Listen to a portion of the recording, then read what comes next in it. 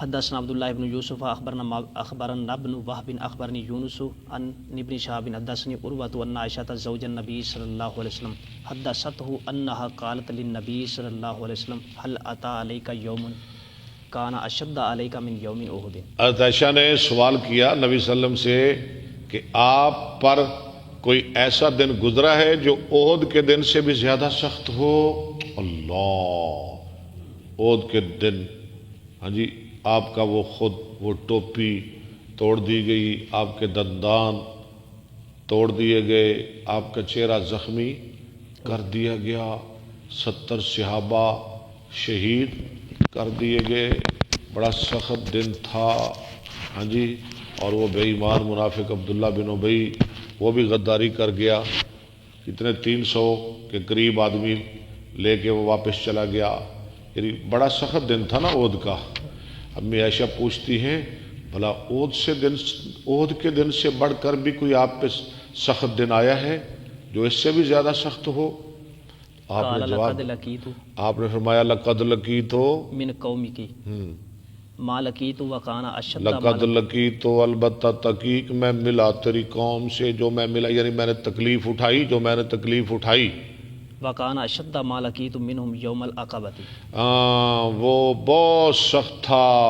جو میں ملا ان سے عقبہ کا دن، وہ بڑا سخت دن تھا، عقبہ یعنی طیف کا دن، وہ گھاٹی کا دن۔ اذ ارست نفسی علی ابن عبدی یا لیل ابن عبدی کلال، جب میں نے پیش کیا اپنا آپ ابن عبد یالیل پر جو بیٹا ہے عبد کلال کا،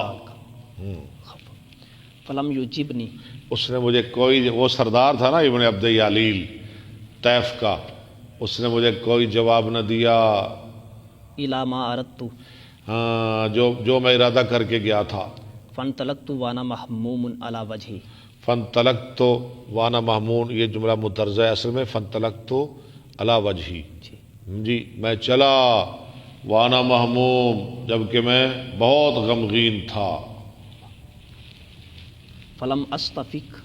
الا وانا بقرنی ثعلب، اور نہ مجھے ہوش آئی مگر کرنے ثعلب جگہ پہنچ کر، یعنی اتنا مجھے انہوں نے مارا، کہتے ہیں حدیث میں کہ انہوں نے لینیں بنا لی، ہاں جی، سیرت کی کتابوں میں لکھا ہوا انہوں نے لینیں بنا لی، لینوں میں قطاروں میں لوگ کھڑے ہو گئے پتھر لے کے، آپ جا رہے تھے وہ آپ کو مارتے جا رہے تھے، مار کھا کے آپ بے ہوش ہو گئے ہیں۔ آپ زید بن حارثہ ساتھ تھے، آپ فرماتے ہیں کہ مجھے ہوش نہ آئی مگر جب میں پہنچا نا کرنے ثعلب تو وہاں جا کے مجھے ہوش آئی، فرفعت راسی، میں نے اپنا سر اٹھایا، فاذا انا بصحابۃ ہاں قد اذلتنی، میری نظر پڑی ایک بادل پر جس نے مجھے سایہ کیا ہوا تھا، فنظرت فاذا فیہا جبرائیل، میں نے نظر ماری یعنی میں نے دیکھا اس بادل میں جبریل موجود تھے، فنادانی، جبریل نے مجھے آواز دی، فقال ان اللہ قد سمع قول قومک اللہ نے سن لی تیری قوم کی بات لک وما ردوا علیک، اور ان کا جواب، وقد بعث اللہ، علیہ کا، اور ان کا جواب، وقد بعث اللہ الیک ملک الجبال، اللہ نے بھیجا ہے آپ کی طرف فرشتہ پہاڑوں کا، لتأمرہ بما شئت تاکہ آپ اسے حکم کریں جو چاہے، فیہم، فنادانی ملک الجبال، مجھے آواز دی پہاڑوں کے فرشتے نے، فسلم علیہ، اور مجھ پہ سلام کہا، سبحان اللہ، ثم قال یا محمد، فقال ذلک ما شئت، ہاں، ثم قال یا محمد، آگے فقال ذلک ما شئت، کہنے لگے محمد، ہاں جی، فقال ذالک، ذالک ما شئت، یعنی جو چاہتے ہو، ان شئت اگر چاہتے ہو،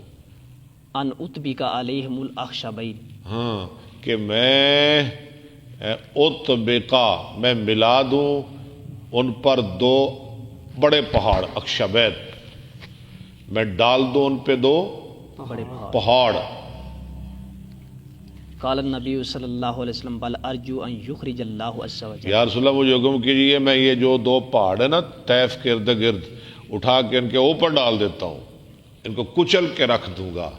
آپ نے فرمایا ارجو، ان یخرج اللہ، میں امید کرتا ہوں کہ نکالے گا اللہ تعالیٰ من اسلاب ان کی نسلوں سے من یعبد اللہ عز و جل جو اللہ عز و جل کی عبادت کریں گے، وحدہ لا یشرک بہ شیئا اس کے ساتھ شرک نہیں